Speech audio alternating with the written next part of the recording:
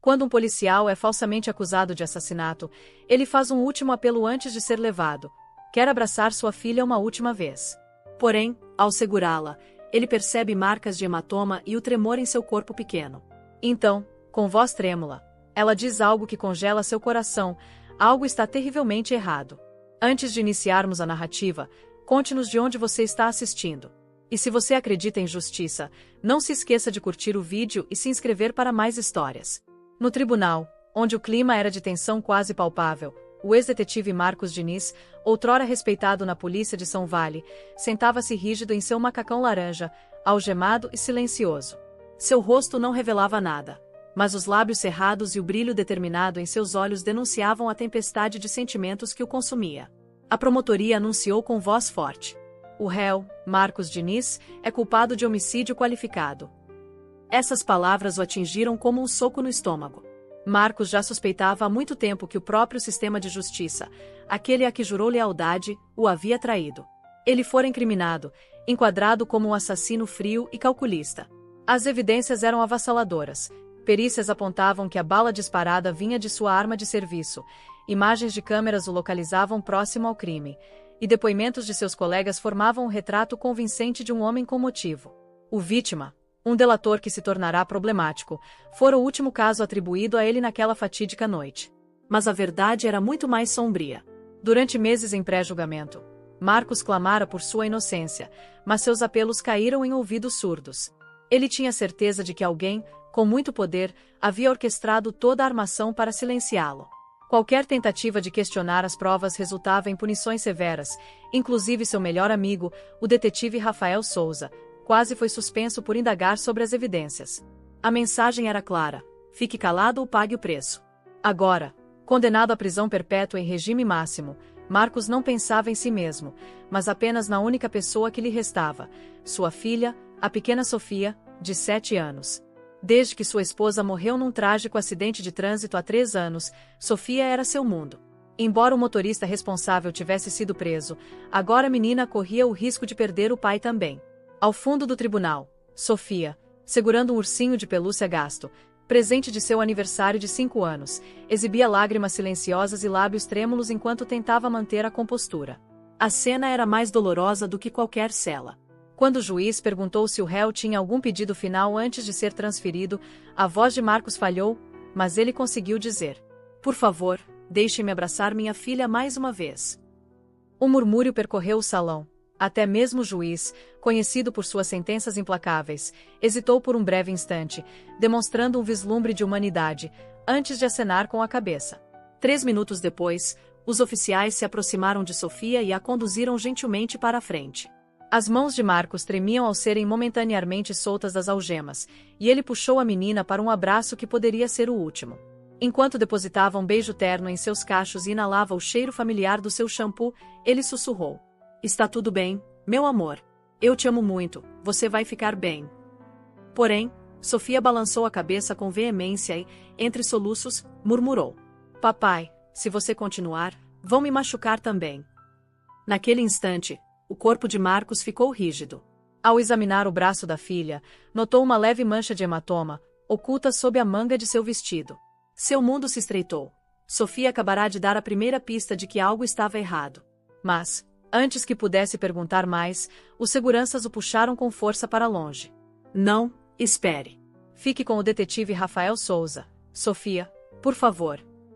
Enquanto a menina assentia, com os olhos marejados, as portas do tribunal se fecharam de golpe. Dentro dos muros frios da prisão, Marcos pensava apenas em Sofia e em como ela estava em perigo.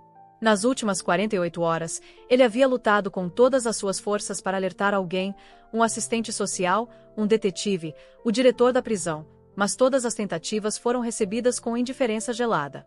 Para eles, o fato de ele ter disparado sua arma contra o delator fazia com que perdesse o direito de se preocupar com uma criança.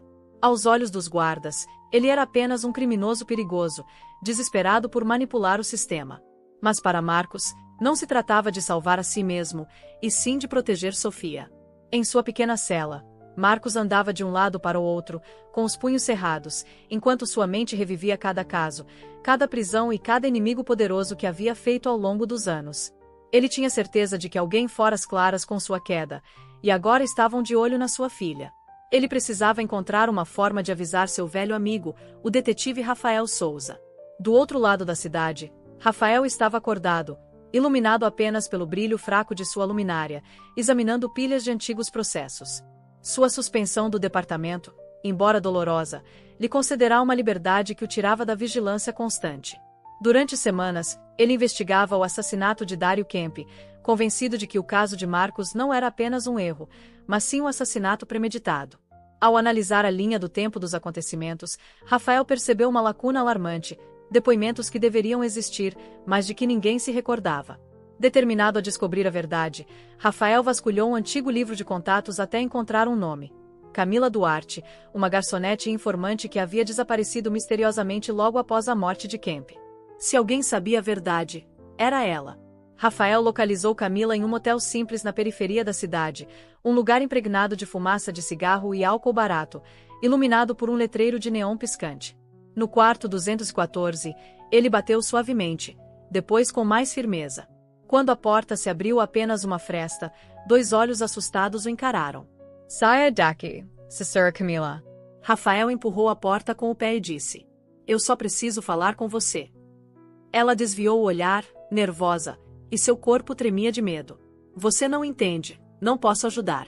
Você não deveria estar aqui. Mostrando sua identificação, Rafael lembrou. Marcos Diniz está sendo condenado injustamente. Nós dois sabemos que ele é inocente.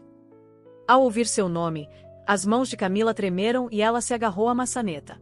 Rafael abaixou a voz. Se você souber de algo, é agora que precisa falar.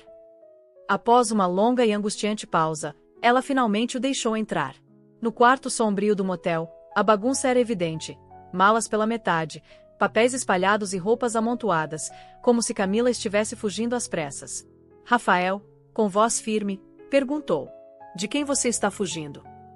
Ela suspirou e respondeu: Das mesmas pessoas que você quer denunciar. Com voz trêmula, ela confessou: Na noite em que Kemp morreu, eu estava no prédio. Vi alguém entrar momentos antes dos tiros. O coração de Rafael acelerou. Não era o Marcos, certo? Ele insistiu. Camila balançou a cabeça. Não, eram 2 policiais. Com o corpo inteiro trêmulo, ela se aproximou de uma gaveta e retirou um telefone descartável. Após rolar algumas mensagens, mostrou a tela a Rafael, que leu as palavras e sentiu as mãos começarem a tremer. Se o Diniz não parar de lutar contra sua condenação, faremos sua filhinha desaparecer. A raiva transbordou nos olhos de Rafael. Sofia. Isso não é apenas para silenciar o Marcos, estão usando ela como moeda de troca. De pé, ele exclamou: Temos que sair daqui agora. Camila hesitou: Eu não consigo. Rafael agarrou seus ombros e disse com firmeza: Escute, não se trata só de você. Eles já têm o Marcos, e agora estão atrás da sua filha também. Vou te colocar em segurança, mas primeiro preciso encontrar a Sofia. Ele ligou para a escola repetidamente, mas não obteve resposta. Com o coração acelerado, Rafael saiu correndo, determinado a chegar antes que fosse tarde.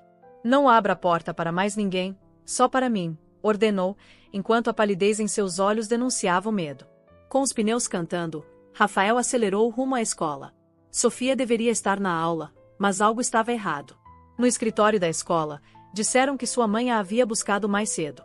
Mas a Sofia não tem mãe, rebateu Rafael, mostrando sua identificação, um símbolo que, em sua suspensão, já não tinha mais valor. A resposta fria da secretária confirmou sua suspeita. Os papéis haviam sido alterados de propósito. Alguém dentro do sistema queria que a Sofia desaparecesse. Enquanto isso, no próprio departamento, a investigação sobre o desaparecimento da filha de um detetive movia-se lentamente. Um caso como esse deveria ter acionado todos os alarmes, mas os oficiais faziam o mínimo, nenhum alerta, nenhuma busca intensa, nada. Rafael sabia a verdade. Muitos dos colegas em quem confiara agora o haviam traído. O sistema estava corrompido, e aqueles que incriminaram Marcos não se limitavam a encobrir um assassinato, queriam acabar com ele de vez. Sofia era a peça de barganha final. Não se tratava apenas de incriminar um policial inocente, mas de quebrá-lo de vez. Rafael jurou que isso não aconteceria. Em outro canto da cidade, Camila Duarte sentava-se à beira de uma cama de motel desgastada, fumando compulsivamente e tremendo de medo. Apesar de ter concordado em depor, seu instinto dizia que testemunhar seria praticamente uma sentença de morte. Seu rosto pálido e seus gestos nervosos mostravam o terror de se tornar o alvo de todos. Mas, com a vida de Sofia em jogo, ela não tinha escolha. Enquanto isso, Rafael, com a arma em punho, vasculhava o estacionamento do motel. Precisamos te levar para um lugar seguro, ordenou ele. Arrume suas coisas, partimos em 5 minutos, completou. Antes que Camila pudesse se reunir, um tiro estrondoso rompeu o silêncio, perfurando a porta. Em segundos, o motel mergulhou no caos, estilhaços de madeira e vidro voaram por todos os lados. Rafael reagiu rapidamente, puxando Camila para se proteger, quando 3 homens mascarados invadiram o quarto. Com 2 disparos rápidos, ele neutralizou um agressor, enquanto os outros 2 se dispersavam, um se escondendo atrás de um móvel, o outro disparando sem mira. Use a porta dos fundos quando eu der o sinal, orientou Rafael, protegendo-a com seu corpo. Outro tiro estilhaçou uma luminária, e naquele exato instante, Camila disparou pela saída dos fundos, com Rafael logo atrás.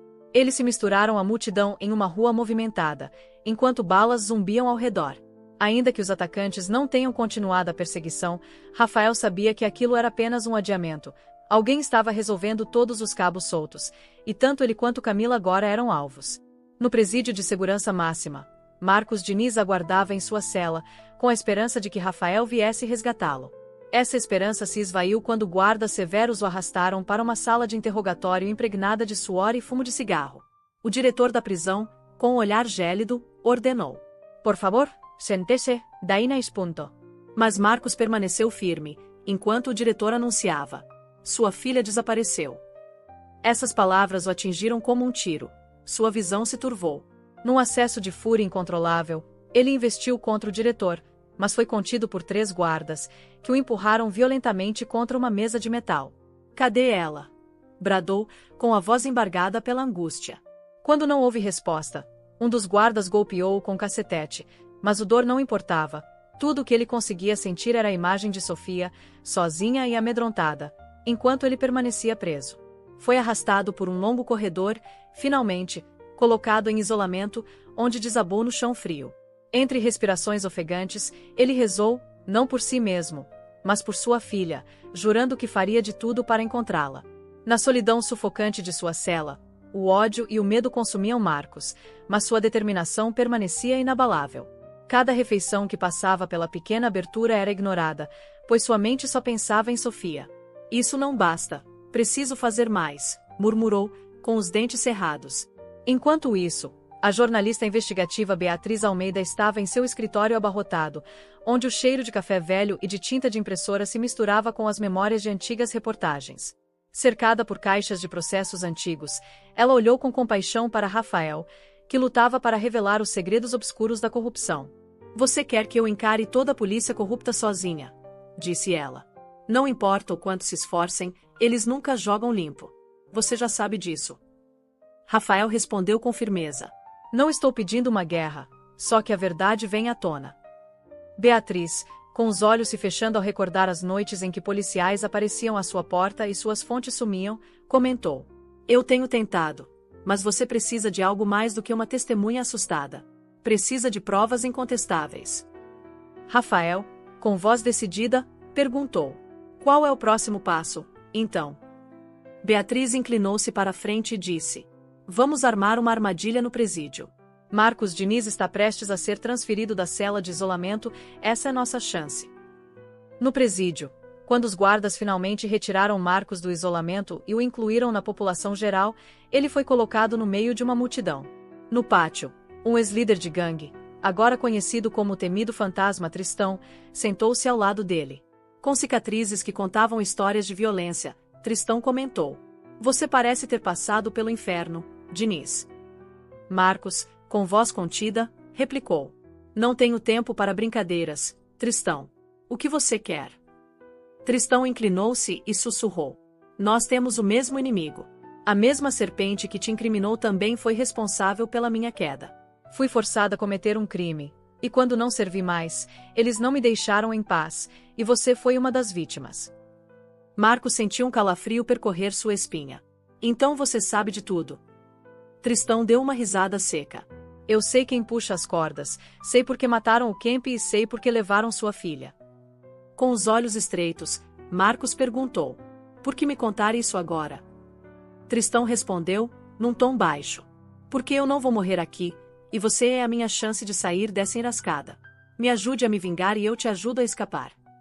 Após um longo silêncio, Marcos estendeu a mão. Tristão sorriu maliciosamente, e assim selaram um pacto. Enquanto isso, um tumulto irrompeu no presídio, uma revolta caótica de socos, gritos e metal retombando, proporcionando a distração perfeita. Marcos aproveitou o tumulto e, com precisão calculada, avançou pelos corredores enquanto Tristão o guiava até um setor de serviço, escondido atrás de caixas. Continue andando, murmurou Marcos, ao se deparar com uma pesada porta de aço que Tristão forçou a se abrir o suficiente para que pudessem entrar em um antigo túnel de manutenção. Este túnel passa por baixo do presídio, explicou Tristão, recuperando o fôlego. Poucos sabem que ele existe. Sem hesitar, Marcos adentrou na escuridão, decidido a encontrar Sofia. Tristão permaneceu brevemente na entrada, esboçando um sorriso travesso. Aqui nossos caminhos se separam. Tenho meus assuntos a resolver. Marcos acenou com a cabeça e se perdeu pelo labirinto frio e úmido do túnel, onde o som de seus passos ecoava nas paredes manchadas. De repente, o som de botas martelando se aproximou, um guarda gritava: lá vem ele! Marcos acelerou, e o túnel fez curvas bruscas que exigiram decisões rápidas. Um feixe de luz de um farol cortou a escuridão enquanto um guarda corria com seu cacetete erguido. Sem hesitar, Marcos agarrou o braço do homem e, com um movimento rápido, fez um som seco de osso quebrando, fazendo o guarda cair. Antes que outro pudesse reagir, Marcos acertou um joelho no abdômen de seu perseguidor, derrubando-o. Logo, disparos ecoaram pelo túnel, balas ricocheteavam entre tubulações enferrujadas, enquanto Marcos corria através do labirinto. Finalmente, ele avistou uma grade enferrujada que cobria uma escada de manutenção. Com todas as suas forças, mesmo ferido e sentindo uma dor lancinante na perna, Marcos subiu pela escada. Embaixo, um guarda tentou impedi-lo, mas ele se girou rapidamente, desferindo um chute que fez o homem gritar de dor. Com o último esforço, Marcos se libertou e emergiu na noite fria. Um forte feixe de luz o cegou momentaneamente, e um tiro desviado o forçou a se agachar. Ao longe, sirenes uivavam, e em um beco estreito, um carro parou bruscamente. Entre agora, ordenou Rafael com autoridade. Marcos correu para o veículo, cada passo um combate contra a dor e o cansaço, e assim que entrou, Rafael acelerou, levando-os por ruas iluminadas por neon, enquanto as sirenes se intensificavam ao fundo. Com a mão firme, Marcos agarrou o braço de Rafael e perguntou: Kate Sofia? Rafael, com olhar decidido, respondeu: ainda não sabemos, mas eu prometo que a encontraremos. O coração de Marcos batia furiosamente, transbordando de raiva e determinação. Embora a mídia o rotulasse de fugitivo perigoso, ele só tinha uma verdade em mente. Sua filha estava lá fora, e ele a trará de volta, custe o que custar. No banco de trás do carro, enquanto a cidade passava em borrões, Marcos puxou o capuz de seu moletom surrado para cobrir o rosto. As ruas que ele conhecia agora pareciam hostis, cada esquina e viela um possível esconderijo para inimigos. Rafael permaneceu em silêncio, mas o olhar dele dizia tudo. Nesse momento, Beatriz Almeida, a jornalista investigativa, leu as últimas atualizações em seu celular. Foi decretada uma busca em toda a cidade. Estão oferecendo R$25 mil por informações que levem à sua captura, Marcos. Marcos balançou a cabeça, dizendo: estão se movendo rápido demais. Alguém lá em cima quer que eu desapareça antes mesmo de alcançar a Sofia. Com os punhos cerrados no volante, Rafael deixou escapar. Antes de qualquer ação, você precisa ouvir o que descobrimos. Marcos, com olhar firme, respondeu: tudo o que me importa é a minha filha. Beatriz continua. Mas, para trazê-la de volta com segurança, precisamos saber quem está por trás de todo esse esquema. Marcos apoiou os cotovelos nos joelhos e exigiu: contém tudo para mim. Rafael conduziu o carro até uma garagem subterrânea escondida sob uma antiga oficina, um refúgio seguro onde ninguém os encontraria. Lá dentro, trancaram a porta e reuniram-se em torno de uma mesa empoeirada, enquanto Beatriz espalhava diversos arquivos e fotos. Analisamos o depoimento de Camila Duarte, disse ela. Ela testemunhou os 2 policiais que atiraram na noite do assassinato de Kemp. Rafael cruzou os braços enquanto Marcos examinava os documentos, até que seus olhos pousaram em duas fotografias sombrias. Capitão Daniel Cruz e Tenente Eva Monteiro, murmurou quase inaudivelmente. Rafael assentiu. Esses foram os responsáveis por construir o caso contra você. Marcos cerrava os punhos, percebendo que o capitão Cruz, que conduziu as investigações e apresentou as evidências forenses em tribunal, desempenharam um papel crucial na sua incriminação. Beatriz complementou. E eles não agiram sozinhos, protegiam alguém com muito poder. Ela empurrou um outro arquivo à frente, e os olhos de Marcos pousaram no nome Vitor Montoya. Ele suspirou profundamente. Quem é esse? Perguntou ele. Rafael explicou. Montoya não é apenas um empresário rico. Ele é um influente corretor, com interesses em imóveis, investimentos e até contratos com a polícia. Há anos ele financia o Cruz e outros oficiais de alta patente. Um calafrio percorreu Marcos ao perceber que as conexões de Monto eram ainda mais profundas do que imaginava. Ele deve ter levado a Sofia, sussurrou. Beatriz assentiu. Temos motivos para acreditar nisso. Olhe este registro de segurança, uma imagem de um estacionamento escolar tirada no dia em que a Sofia desapareceu. No fundo, há um veículo escuro que pertence a uma empresa de segurança privada, a mesma de Montoya. Marcos apertou os punhos. Cada aspecto de sua vida, desde sua condenação, o assassinato de Kemp, a corrupção na corporação policial, estava interligado. Montoya queria me tirar do caminho, murmurou com raiva, e conseguiu. Rafael acrescentou. Usaram você como peça de xadrez. Se você se aproximar dele, usará isso contra você. Com a mandíbula firme, Marcos declarou. Não vou me afastar dele, vou enfrentá-lo de frente. Rafael continuou. Precisamos de um plano. Invadir a fortaleza dele não é uma opção, especialmente se a Sofia estiver lá dentro. Beatriz interveio. Então você precisa se transformar na pessoa que Montoya menos espera, um fantasma. Não seja Marcos Diniz, o fugitivo, mas alguém que atua sem ser notado e de forma implacável. Após um longo silêncio, Marcos afirmou com convicção. Eu vou lá. Vou resgatar a minha filha. Rafael respirou fundo. Então vamos começar. Sob o manto da noite, Marcos, Rafael e Beatriz observavam, escondidos atrás de uma fileira de árvores, o vasto condomínio de Vitor Montoya, nos arredores da cidade. A propriedade parecia uma fortaleza moderna, com seguranças armados, iluminação com sensores de movimento e um sofisticado sistema de vigilância. Um imponente edifício de 3 andares, feito de vidro escuro e aço, erguia-se como um trono sobre todo o terreno. Rafael ajustou seus binóculos de visão noturna e murmurou. Esse lugar é impenetrável. Montoya contratou ex-soldados e mercenários, não são apenas seguranças comuns. Marcos, com o coração acelerado de fúria e determinação, replicou. Não importa quantos homens estejam lá dentro, a Sofia está nesse prédio, e isso é o que importa. Rafael advertiu pelo rádio. Precisamos agir com inteligência. Um ataque direto pode te matar e colocar a Sofia em risco. Marcos analisou mentalmente cada detalhe. Com anos de experiência em operações táticas e em missões secretas, ele já sabia como funcionavam os sistemas de segurança. Observou os pontos cegos das câmeras e anotou as rotinas previsíveis dos guardas. A entrada pelo Jardim Oeste é a melhor opção, disse Rafael pelo rádio. Marcos assentiu com firmeza. É por lá que vou entrar sem ser notado. Rafael, ainda apreensivo, completou. Não gosto da ideia de você ir sozinho. Marcos encontrou o olhar do amigo e afirmou. Eu preciso que você monitore as câmeras, se for necessário, cause uma distração. Eu tenho que fazer isso sozinho. Após assegurar suas armas, enfiar uma faca tática em sua bota e puxar o capuz do seu moletom preto para baixo, Marcos desapareceu na escuridão. Ele se movia como uma sombra, contornando os cercados e cronometrando seus passos com a mudança das luzes. Quando um guarda passou distraído, ele atacou silenciosamente, um aperto que rapidamente o derrubou, enquanto Marcos recolhia o fone de ouvido do policial. Cada ação furtiva o levava mais profundamente ao interior do condomínio de Montoya, mantendo seu foco inabalável, mesmo com a raiva fervilhando por dentro. Dentro do prédio, Marcos parou num corredor pouco iluminado e ouviu vozes vindas de um escritório próximo. Reconheceu imediatamente a voz do capitão Daniel Cruz, que comentava como esse policial fugitivo, que escapou da prisão máxima, já devia ter sido abatido há muito tempo. Pouco depois, a voz calma e calculista de Montoya ecoou. Diniz não tem mais nenhum poder.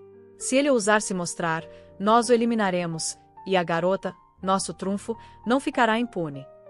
O aperto em sua mão se intensificou quando ele percebeu o quão cruéis eram. De repente, do final do corredor, uma voz baixa e trêmula chamou: Papai. Com o coração disparado, Marcos seguiu o som até uma porta trancada. Com habilidade, destrancou o mecanismo e entrou. Lá, encontrou a pequena Sofia, assustada e tremendo. Eu sabia que você viria, ela soluçou. Marcos a puxou para um abraço apertado e sussurrou: Preste muita atenção, meu amor, precisamos ser muito silenciosos. Sofia assentiu, enquanto Marcos a ergueu cuidadosamente. Juntos, eles percorreram os longos corredores do prédio, esquivando-se dos guardas que patrulhavam e neutralizando discretamente quem ousasse se aproximar demais. Cada passo era meticulosamente planejado, até que, de repente, um alarme estridente ressoou pelos corredores. Alguém tinha descoberto a distração organizada por Rafael. Imediatamente, Marcos comunicou pelo rádio: Eu tenho a Sofia. Preciso da distração agora.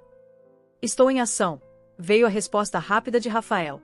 Segundos depois, uma explosão abalou o perímetro externo, mergulhando toda a segurança em pânico. Marcos aproveitou o caos, correndo em direção à saída, enquanto atrás dele disparos soavam. Ele protegeu Sofia com seu corpo e, com tiros precisos, neutralizava os guardas que se aproximavam. Mesmo quando uma bala atravessou seu ombro, ele não parou, gritando: Sofia, Cora. A voz urgente de Rafael orientava enquanto o veículo de extração chegava com pneus cantando na entrada. Marcos empurrou Sofia para o banco de trás e saltou para dentro, suportando a dor da ferida que pulsava, enquanto Rafael dirigia com maestria, fazendo com que os perseguidores se perdessem nas ruas sinuosas da cidade. No refúgio seguro, uma garagem discreta sob um prédio abandonado, Sofia se aninhou, assustada, nos braços de seu pai, enquanto ele tentava recuperar o fôlego. Agora você está segura, meu amor, murmurou Marcos, acariciando seus cabelos e prometendo: Nunca mais deixarei ninguém te tirar de mim. Rafael e Beatriz trocaram olhares de alívio, enquanto cuidavam das feridas e se preparavam para o próximo passo. Marcos então dirigiu-se a Camila e exigiu: Você disse que Montoya mantinha um registro físico, um livro real. O que você viu? Camila baixou os olhos, com a voz trêmula, e confessou: Era um livro de contas. Nele estavam registradas todas as subornos, os pagamentos a policiais corruptos e os acordos secretos com traficantes. Montoya não confiava em registros digitais, achando-os fáceis de rastrear. O corpo de Marcos se tensionou. Um registro físico era a chave para derrubar o império de Montoya. Onde está esse livro? Perguntou ele, com urgência. Camila hesitou. Não sei ao certo. Mas, se alguém o possuía, era o Capitão Cruz. Rafael interveio. Precisamos recuperar esse registro, Marcos. Mesmo ferido, Marcos respondeu com firmeza: Eu vou terminar o que comecei. Rafael murmurou, preocupado: Só não desmaie, por favor. Com um sorriso cansado, Marcos assentiu: Combinado. O capitão Daniel Cruz vivia em uma mansão luxuosa nos arredores da cidade, uma verdadeira fortaleza, com muros altos, uma longa entrada e um sistema de segurança tão moderno que beirava a paranoia. Rafael estacionou a alguns quarteirões de distância, e os dois se aproximaram a pé, furtivos. Mesmo sentindo a dor latejante no ombro, Marcos escalou o muro com destreza e desativou o alarme da porta dos fundos. Dentro da residência, eles se moveram como sombras pelos corredores impecáveis, passando por móveis caros e o sutil aroma de um perfume sofisticado, que denunciava a riqueza do proprietário. Onde ele esconderia o registro? Sussurrou Rafael. Marcos varreu o ambiente com o olhar, um escritório forrado de estantes altas e dominado por uma imensa escrivaninha de carvalho. Rafael revira as gavetas enquanto Marcos examinava os livros nas estantes. Por fim, seus olhos repousaram sobre um cofre embutido na parte inferior de uma estante. Mesmo com a dor aguda na lateral, Marcos ajoelhou-se e murmurou: Procure nos papéis, deve haver algum indício do código. Após uma busca frenética, Rafael encontrou um pequeno pendrive.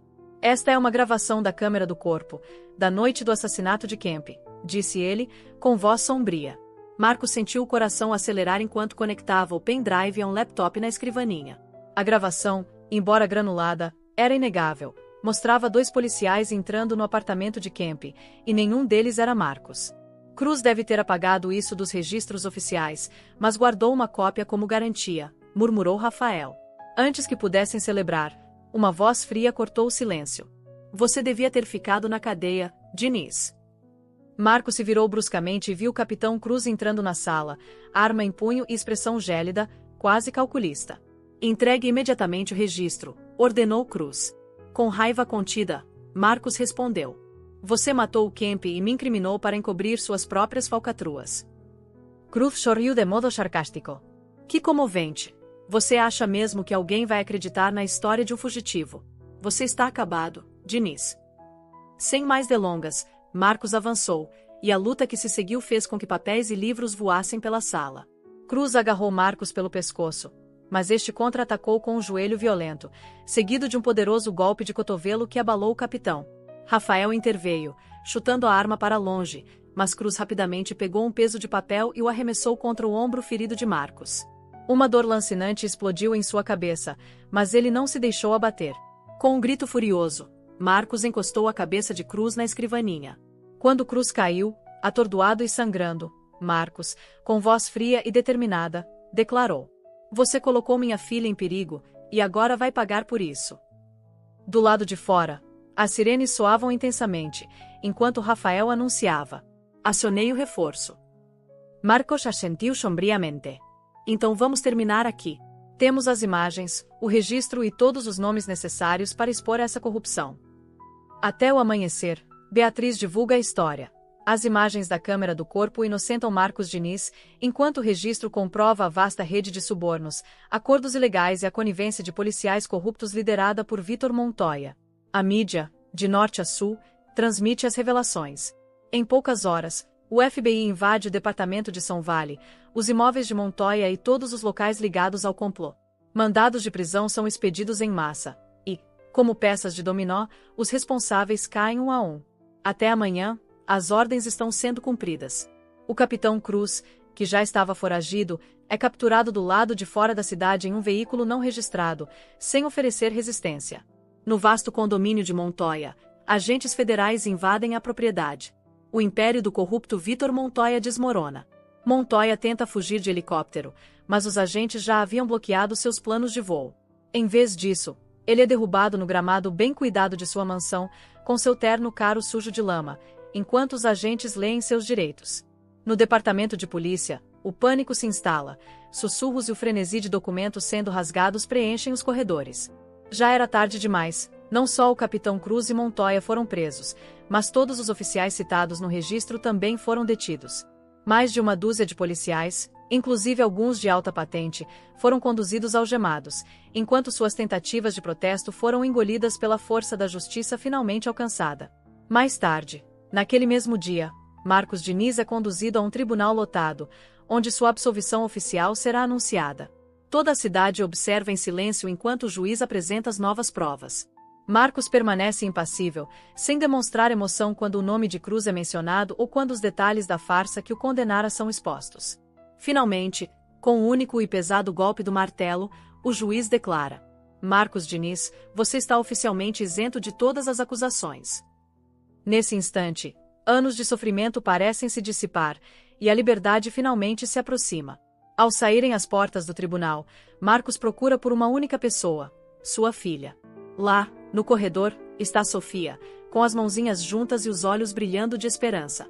Comovido, Marcos se ajoelha, e Sofia corre para os braços dele. Vamos para casa, meu amor, sussurra ele, enquanto ela se aconchega forte contra seu peito. O pesadelo finalmente parece ter acabado. Algum tempo depois, à beira de uma praia tranquila, o som suave das ondas misturava-se às cores quentes de um pôr do sol. Marcos estava na orla, com os pés afundando na areia fresca, observando Sofia correr e brincar na beira do mar, seu riso lembrando a inocência da infância. Perto dali, Rafael e Beatriz sentavam-se lado a lado em um tronco de madeira desgastado, desfrutando do silêncio reconfortante. As semanas turbulentas haviam derrubado o império de Montoya, provocado um enorme escândalo na polícia e exposto uma corrupção enraizada. Muitos no departamento alegavam desconhecer os fatos ou fingiam inocência, mas Marcos já não se importava com o sistema que o traíra. Rafael chutou a areia e comentou, pensativo: É estranho, não é? Às vezes me pergunto se realmente acabou. Marcos olhou para o mar e, com voz baixa, respondeu: será que sim? Rafael suspirou. Talvez não. Sempre haverá outros, homens como Montoya, com dinheiro, poder e conexões sem fim. Marcos assentiu, ciente de que a sombra da corrupção ainda pairava sobre a cidade. Beatriz, com voz firme, mas acolhedora, acrescentou: mesmo assim, você pode fazer a diferença. A cidade precisa de pessoas que não se calem diante da injustiça. Enquanto observava Sofia se divertir nas águas douradas, Marcos respondeu: talvez um dia, mas agora, o que importa é ela. Rafael e Beatriz trocaram um olhar de compreensão. Pela primeira vez, Marcos sentia-se incerto. Ele havia perdido sua farda, sua reputação e, talvez, seu propósito. Mas ao ver o sorriso de Sofia, correndo feliz sob a luz suave do entardecer, ele soube de uma coisa. Independentemente do que o futuro trouxesse, ele sempre lutaria pelo que é certo, e ninguém jamais tiraria isso dele. Obrigado por acompanhar essa história até o fim. Se você gostou desta narrativa, curta o vídeo e inscreva-se para mais contos emocionantes.